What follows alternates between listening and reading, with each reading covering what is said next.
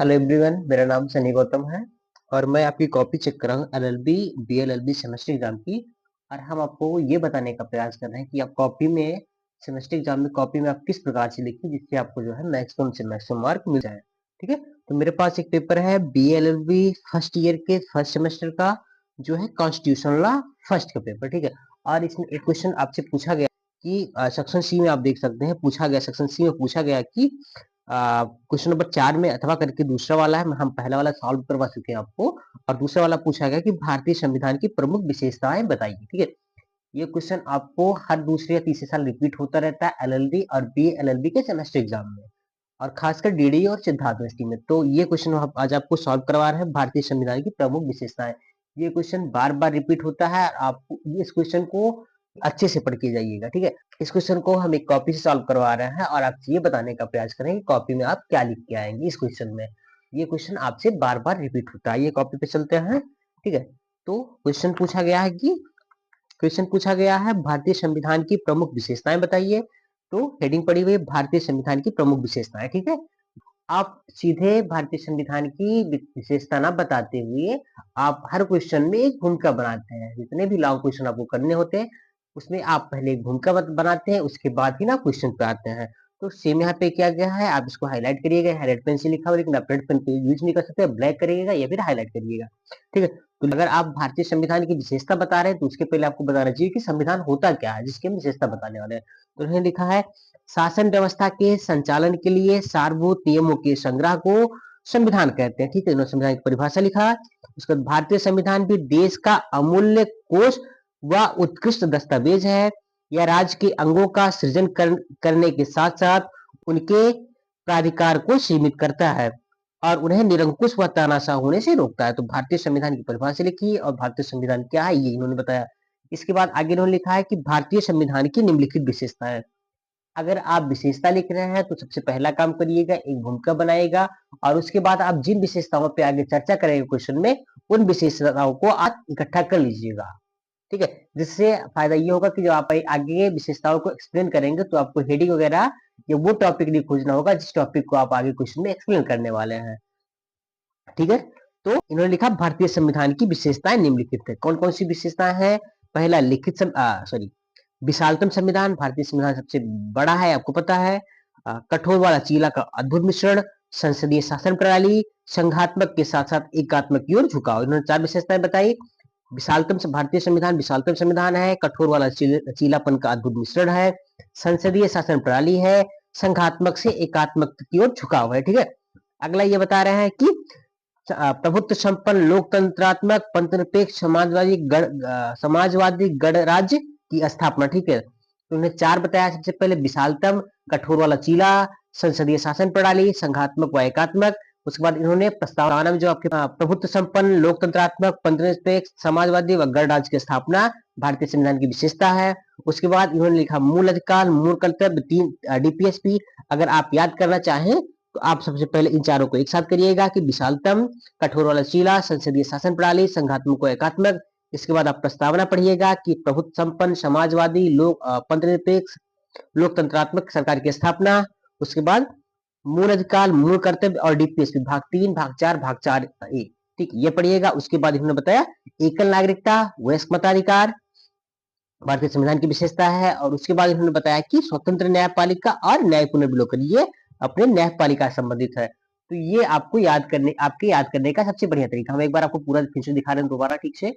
तो बताया विशालतम, कठोर रसीला, संसदीय शासन प्रणाली, संघात्मक से एकात्मक की ओर झुकाव। ये 4 आप एक साथ करिएगा। इसका प्रस्तावना आ जाइएगा। प्रस्तावना में 5-6 वर्ड दिए हैं, वो भारतीय संविधान की विशेषता है। उसके बाद भारतीय संविधान मूल अधिकार दिए हुए हैं, डीपीएसपी दिया हुआ, मूल कर्तव्य दिया हुआ, इन तीनों को आप एक साथ याद कर सकते हैं। उसके बाद एकल नागरिकता, वयस्क मताधिकार एक साथ याद कर सकते हैं। उसके बाद न्यायपालिका में आएंगे तो स्वतंत्र न्यायपालिका है और न्याय पुनर्विलोकन की शक्ति है। ये भारतीय संविधान की 12 विशेषताएं इन्होंने लिखा हुआ। ठीक है, तो आप इस प्रकार से जब भी लॉन्ग क्वेश्चन करिएगा तो आप सारे जो विशेषताएं हैं भारतीय संविधान की उसको आप इकट्ठा एक साथ कर लीजिएगा। इससे फायदा यही होगा कि जो आगे आप क्वेश्चन को एक्सप्लेन करेंगे तो आपको हेडिंग वगैरह या टॉपिक, आपको किस टॉपिक पे आगे एक्सप्लेन करना है ये आपको खोजना नहीं पड़ेगा। ठीक है, तो आइए आगे चलते हैं। इन्होंने भारतीय संविधान की पहली विशेषता बताई है कि भारतीय संविधान विशालतम संविधान है। ठीक है, आइए आगे चलते हैं। तो इन्होंने नंबर 1 लिखा है विशालतम संविधान। ठीक है, आगे पढ़ते हैं। भारतीय संविधान निर्माताओं ने विश्व के समस्त संविधान का अनुभव प्राप्त किया तथा उनके संचालन में आने वाली कमियों का अध्ययन करते हुए सभी संविधानों की अच्छी बातों को भारतीय संविधान में समाविष्ट किया, जिससे भारतीय संविधान के संचालन में भविष्य में कठिनाई न उत्पन्न हो। अतः भारतीय संविधान विशालतम होना स्वाभाविक है। तो विशालतम संविधान में उन्होंने लिखा कि भारतीय संविधान निर्माता थे, उन्होंने विश्व के लगभग समस्त संविधानों का अध्ययन किया और उन संविधानों के संचालन में आने वाली कठिनाइयों का अध्ययन करते हुए उन्होंने भारतीय संविधान को इस प्रकार से तैयार किया कि जैसे जो अन्य देशों के संविधान के संचालन में कठिनाइयां आ रही है, वो कठिनाइयां भारतीय संविधान के संचालन में न आए, इसलिए भारतीय संविधान का विशालतम होना स्वाभाविक है। साथ ही जो है मूल संविधान में 22 भाग 8 अनुसूचियां और 395 अनुच्छेद हैं। 44वें संविधान संशोधन के बाद 22 भाग 12 अनुसूचियां जो है 8 से बढ़ के आपकी 4 और बढ़ गई। ठीक है, तो अनुसूचियां 12 अनुसूचियां, और आप लिखेंगे ये गलत लिखा हुआ है, 395 भी अनुच्छेद अभी भी है, 395 अनुच्छेद अभी भी है, इस बात का विशेष ध्यान रखिएगा। ठीक है, तो पहली हेडिंग उन्होंने बनाया कि भारतीय संविधान विशालतम संविधान है। ठीक है, विशालतम में ये हो गया। अगली हेडिंग बना रहे हैं कि कठोर व लचीला का अधुनिश्रण, इसमें लिख रहे हैं एक अच्छे संविधान की यह विशेषता होती है कि वह बदलते हुए परिस्थितियों के साथ वह बदलता रहे। भारतीय संविधान संशोधन की दृष्टि से ना तो बहुत कठोर है और ना ही बहुत लचीला, इसमें समय के साथ परिवर्तन या संशोधन किया जा सकता है। तो इन्होंने लिखा कि एक अच्छे संविधान की विशेषता होती है कि वह ना तो बहुत कठोर हो ना ही बहुत लचीला हो।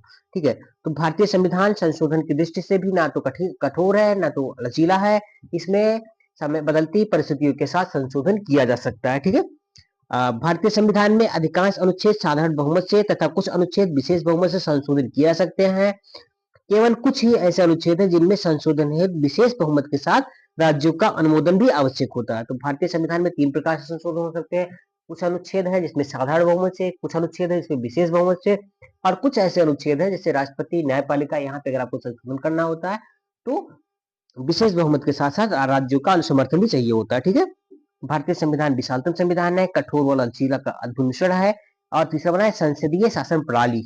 तो इसमें देखते हैं तीसरी हेडिंग क्या है, इन्होंने लिखा है संसदीय शासन प्रणाली। तो संसदीय शासन प्रणाली में इन्होंने लिखा है कि संघात्मक संविधान के अंतर्गत 2 प्रकार की सरकारें आती हैं, पहला संसदीय, दूसरा अध्यक्षात्मक। अध्यक्षात्मक सरकार अमेरिका में है। भारतीय संविधान ने संसदीय सरकार की स्थापना की है। यह व्यवस्था केंद्र व राज्य में एक सी है। इस प्रणाली में राष्ट्रपति कार्यपालिका का प्रधान होता है, परंतु वास्तविक कार्यपालिका शक्ति जनता के हाथों में निहित होती है। तो भारतीय संविधान में संसदीय शासन प्रणाली की स्थापना की गई है, जिस संसदीय शासन प्रणाली में राष्ट्रपति कार्यपालिका का वास्तविक प्रधान होता है, परंतु कार्यपालिका की वास्तविक शक्तियां जो है वो जनता के हाथों में होती हैं। ठीक है, चौथा इन्होंने लिखा है कि केंद्रमुखी संविधान। देखिए ये आप लिखा इन्होंने हेडिंग बनाया तो वहां लिखा है संघात्मक से एकात्मक की ओर झुकाव। भारतीय संविधान की विशेषता है कि वह कुछ परिस्थितियों में संघात्मक रूप होता है, किंतु कुछ परिस्थितियों में वह एकात्मक रूप धारण कर लेता है। मतलब संघात्मक से एकात्मक की ओर झुकाव या केंद्रमुखी या केंद्र की ओर झुकाव रखने वाला केंद्रमुखी संविधान। ठीक है, तो दोनों हेडिंग एक ही है, बशर्ते दोनों का वर्ड अलग अलग है। तो आप इसको लिखिए कि संघात्मक से एकात्मक की ओर झुकाव, या लिखिए केंद्रमुखी मतलब केंद्र की तरफ झुकाव। ठीक है, तो इसमें इन्होंने लिखा है कि भारतीय संविधान संघात्मक होते हुए भी उसमें केंद्रीयकरण की सबल प्रवृत्ति है।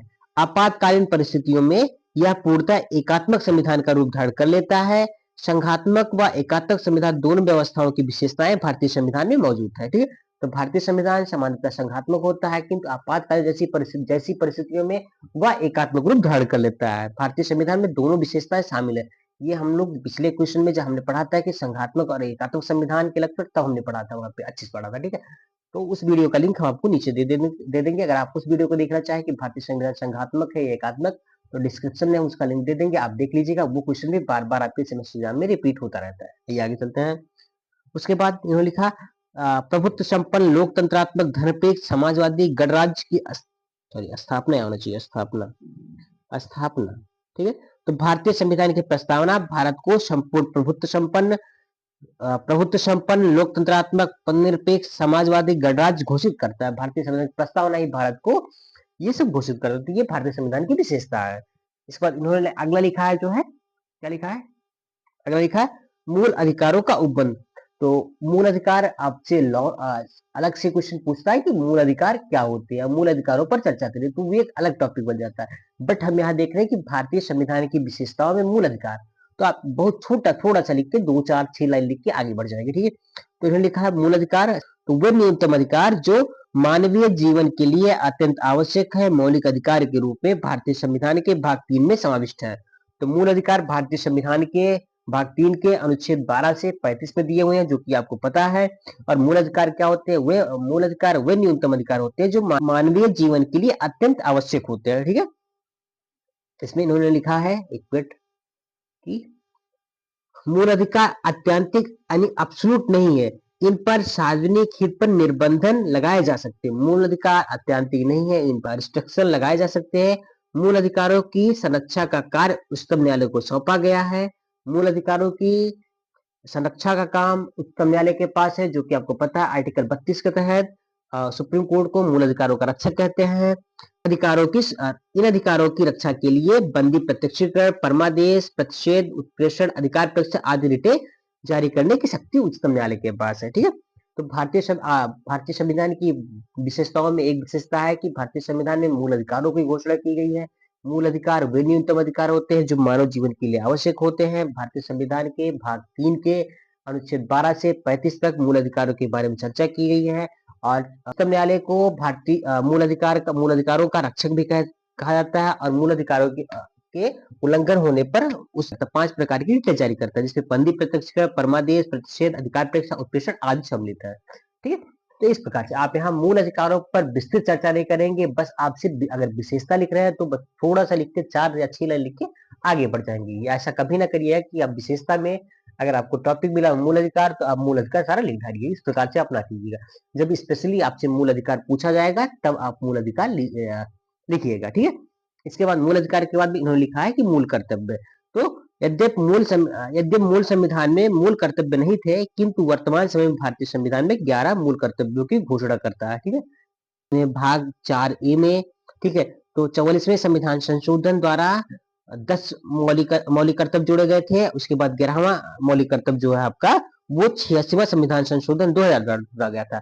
आपको मौलिक कर्तव्य याद करने में समस्या होती है, अक्सर आप देखेंगे तो ये आपका नेट वगैरह में पूछा जाता है कि मौलिक कर्तव्य उनको क्रम से करिए, या आपसे कुछ कॉम्पिटिशन एग्जाम में पूछ लिया जाता है कि कौन सा मौलिक कर्तव्य किस नंबर पे है। तो उसकी एक छोटी सी ट्रिक है, वो अगर आप देखेंगे 5 मिनट का वीडियो है, डिस्क्रिप्शन में हम उसका लिंक दे देंगे, उस पर हमने वीडियो बनाई हुई है, आप देख लीजिएगा। जो आपके 11 मौलिक कर्तव्य वो सारे आपको एक क्रम से याद हो जाएंगे, ठीक है। तो आगे बढ़ते हैं। उसके बाद इन्होंने लिखा कि भारतीय संविधान की विशेषताओं में इन्होंने लिखा है कि मूल अधिकार दिए हुए हैं, मूल कर्तव्य दिए हुए हैं। अगली विशेषता है कि हमने भारतीय संविधान में डीपीएसपी भी सम्मिलित किया गया है। डीपीएसपी मतलब राज्य के नीति निर्देशक तत्व।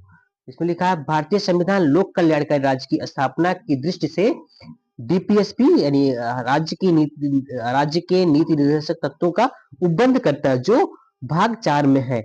यह आयरलैंड के संविधान से लिया गया। जब भी आप लिखिएगा इस बारे में तो आप इसको आयरलैंड को अंडरलाइन करिएगा। आप रेड पेन तो यूज नहीं कर सकते, बट ब्लैक पेन यूज कर सकते हैं, या फिर अंडरलाइन करके हाईलाइट कर सकते हैं, ठीक है। तो डीपीएस या राज्य के नीति निर्देशक तत्व जो है वो आयरलैंड के संविधान से लिए गए और भाग 4 में दिए गए हैं। ये उपबंध वास्तव में नैतिक आदर्शों के रूप में है और यह आशा की जाती है कि राज्य इन निर्देशों का पालन करना अपना कर्तव्य समझेगा, ठीक है। इन्हें न्यायालय में चुनौती नहीं दी जा सकती है, भले ही वे 14 या अनुच्छेद 19 का उल्लंघन करें, ठीक है। तो जो आपके भाग 4 में डीपीएसपी शामिल किया गया है, उसका उद्देश्य है कल्याणकारी राज्य की स्थापना करना। उनके खिलाफ आप जो है न्यायालय में चुनौती नहीं दे सकते हैं, ठीक है। ये हो गया। अगला इन्होंने लिखा भारतीय संविधान की विशेषताओं में एकल नागरिकता। भारतीय संविधान की एक विशेषता है कि यहाँ पे एकल नागरिकता। यद्यप संघात्मक सरकार में दोहरी नागरिकता का प्रावधान होता है, एक संघ वाली और एक केंद्र, जैसा कि आपको पता है, और हमने संघात्मक एकात्म और इलेक्शन में इसको डील किया था, ठीक है। किंतु भारतीय संविधान में एकहरी नागरिकता का प्रावधान है। भारतीय संविधान की एक विशेषता है कि यहाँ पे एकल नागरिकता है, ठीक है। तो हमने पढ़ा, एक बार फिर से तरीका कर रहे हैं। तो भारतीय संविधान सबसे विशालतम संविधान है, ये कठोर और लचीला है, यहाँ संसदीय शासन व्यवस्था है, और ये संघात्मक से एकात्मक की ओर झुकाव है। उसके बाद मैंने प्रस्तावना में बताया कि प्रभुत्व संपन्न समाजवादी पंथनिरपेक्ष लोकतंत्रात्मक गणराज्य की घोषणा करता है। उसके बाद मूल अधिकार है, मूल कर्तव्य है, डीपीएसपी है, और उसके बाद एकल नागरिकता और वयस्क मताधिकार, इन दोनों को अभी एक साथ याद करिएगा, एकल नागरिकता और वयस्क मताधिकार। ठीक है, तो आइए इसमें देखते हैं ये क्या लिख रहे हैं। अग्रणी है वयस्क मताधिकार। तो भारतीय संविधान लोकतंत्रीय यानी डेमोक्रेसी सरकार की स्थापना करता है जो जनता द्वारा चुनी जाती है। ठीक है, संविधान में 18 वर्ष के प्रत्येक व्यक्ति को मताधिकार का अधिकार प्रदान किया गया है। ठीक है, ये अनुच्छेद 326 है। तो भारतीय संविधान की यह विशेषता है कि यह प्रत्येक 18 वर्ष के ऊपर के प्रत्येक व्यक्ति को मत देने का अधिकार प्रदान करता है। ठीक है, उसके बाद इन्होंने अगली हेडिंग बनाई है कि स्वतंत्र न्यायपालिका और न्यायिक पुनर्विलोकन। ठीक है, तो इन दोनों हेडिंग को आप एक साथ करिएगा। भारतीय संविधान की में जो है न्यायपालिका की स्वतंत्रता को सुनिश्चित किया गया है। तो अगली हेडिंग है, देखिए इन्होंने लिखा है स्वतंत्र न्यायपालिका। भारतीय संविधान में न्यायपालिका को कार्यपालिका व व्यवस्थापिका से अलग रखा गया है। संघात्मक संविधान में स्वतंत्र न्यायपालिका का मुख्य कार्य केंद्र व राज्य के मध्य विवादों को निपटाना है तथा नागरिकों के मूल अधिकारों को संरक्षित करना है। ठीक है, तो न्यायपालिका का कार्य है कि केंद्र व राज्य के मध्य जो विवाद हो रहे हैं उनका निपटारा करना और नागरिकों के मूल अधिकारों की रक्षा करना है। सुप्रीम कोर्ट को भारतीय संविधान का रक्षक भी कहा जाता है। सुप्रीम कोर्ट को भारतीय संविधान का रक्षक भी कहा जाता है। ठीक है, उसके बाद अगला लिखा है न्यायिक पुनर्विलोकन की शक्ति। इसमें उन्होंने लिखा है कि न्यायिक पुनर्विलोकन की शक्ति न्यायालय की वह शक्ति है जिसके अंतर्गत वे विधानमंडल द्वारा पारित अधिनियमों की संवैधानिकता की जांच करते हैं। ठीक है, तो न्यायिक पुनर्विलोकन न्यायालय की वह शक्ति होती है जिसके द्वारा न्यायालय विधानमंडल द्वारा पारित किसी अधिनियम की संवैधानिकता की जांच करता है। वह यह जांचता है कि वह जो विधानमंडल द्वारा जो अधिनियम पारित किया गया वह संविधान के उपबंधों के अनुकूल है अथवा नहीं। ठीक है, अनुच्छेद 13 में न्यायालय को यह शक्ति प्रदान की गई है, जो न्यायिक पुनर्विलोकन की शक्ति है वो अनुच्छेद 13 आर्टिकल 13 के तहत न्यायपालिका को प्राप्त है। तो हमने हेडिंग पर कौन कौन सी पढ़ी, तो भारतीय संविधान की विशेषताओं हमने पढ़ा कि भारतीय संविधान विशालतम संविधान है, कठोर व लचीला है, यहाँ पे संसदीय शासन प्रणाली की स्थापना की गई है और यहाँ पे संघात्मक से एकात्मक की ओर झुकाव है।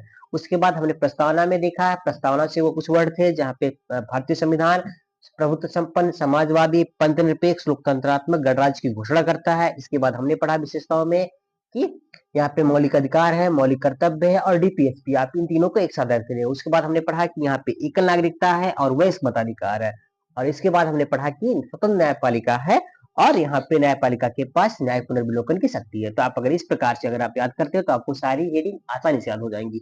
पहले आप इन चारों को याद करिएगा, उसके बाद आप प्रस्तावना पे आइएगा, उसके बाद आप भाग 3 और 4 पे आइएगा, मतलब मूल अधिकार, मूल कर्तव्य, डीपीएसपी, और उसके बाद आप इन दोनों को याद करिएगा, वयस्क मताधिकार और एकल नागरिकता। एक व्यक्ति एक ही वोट दे सकता है, इस प्रकार से आप एकल नागरिकता याद कर सकते हैं, एक व्यक्ति एक ही वोट दे सकता है। इसके बाद आप याद करिए न्यायपालिका से स्वतंत्र न्यायपालिका है और न्याय पुनर्विलोकन की शक्ति है। तो इस प्रकार से आपको टोटल 12 हेडिंग आसानी से याद हो जाएंगी, और आप एक या दो बार अगर आप वीडियो रिपीट करके देख लेंगे तो ये क्वेश्चन आपका तैयार हो जाएगा, आप पेपर में जाके अच्छे से लिख पाएंगे। ठीक है, इसमें थोड़ा सा और हम आपसे बता देते हैं, जब भी आप लॉन्ग में कोई भी क्वेश्चन करते हैं तो वहां पे आप क्या करते हैं, पहले तो भूमिका बनाते हैं, उसके बाद क्वेश्चन का आंसर देते हैं और उसके बाद और लास्ट में जाके आपको निष्कर्ष देना होता है। ठीक है, तो आइए इसमें इन्होंने निष्कर्ष लिखा है, निष्कर्ष देखते हैं इनका। ठीक है, क्या इन्होंने आगे लिखा है कि भारतीय संविधान की आलोचना है। ठीक है, आपसे सिर्फ और सिर्फ प्रश्न पूछा गया था कि भारतीय संविधान की विशेषता बताइए। विशेषताओं में आपने 12 टॉपिक 12 हेडिंग आपने बताया कि भारतीय संविधान की कौन कौन सी विशेषताएं हैं, बट उसके साथ में उन्होंने मेंशन कर दिया है कि भारतीय संविधान की कुछ आलोचनाएं भी हैं जिसमें भी चर्चा की है। ये सब ऐड करने से आपकी पहली बात तो पेज भरते हैं, क्वेश्चन का आंसर अच्छे से लिखा जाता है और नंबर आपको अच्छे से मिलते हैं, आंसर आपका कंप्लीट हो जाता है। ठीक है, तो भारतीय संविधान की आलोचना में कुछ लोग बोलते हैं इसको उधार का संविधान है। ठीक है, ये शॉर्ट में पूछता है कि क्या भारतीय संविधान उधार का संविधान है, शॉर्ट में आपको लिखना होता है, कभी कभी पूछ लेता है, तो अगर आप पढ़े हैं तो ठीक है आप लिख पाएंगे। तो कुछ आलोचक कहते हैं कि भारतीय संविधान में नया व मौलिक कुछ भी नहीं है, वे इसे उधार की एक बोरी कहते हैं।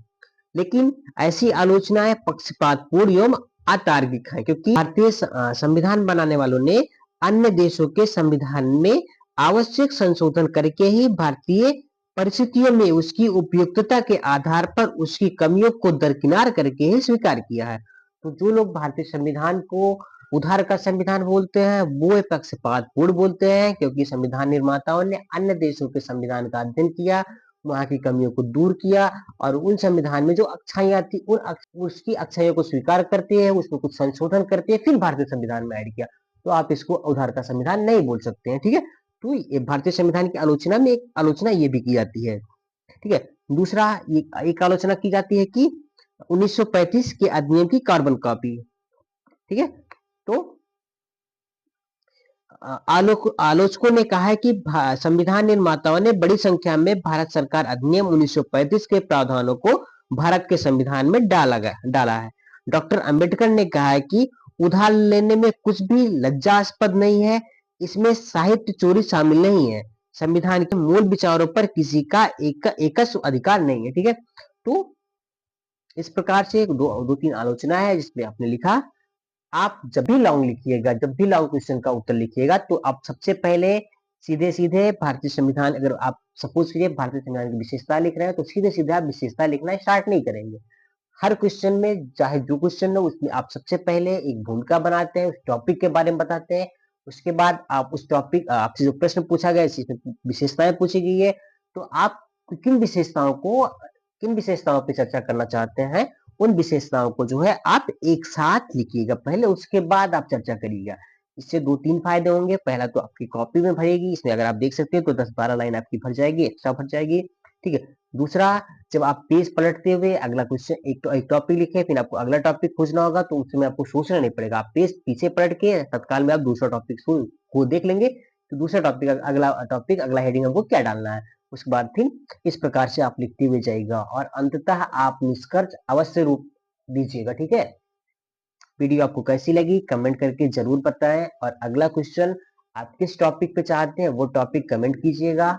हम आपके लिए प्रयास कर रहे हैं, आपका भी कर्तव्य बनता है कि आप चैनल को लाइक करें और सब्सक्राइब करें, क्योंकि हाँ, हम वीडियो बना रहे हैं सिर्फ और सिर्फ आपके लिए, क्योंकि हम वीडियो बना रहे हैं सिर्फ आपके लिए, आपको सेमेस्टर एग्जाम में अच्छा नंबर दिलवाने के लिए, ठीक है।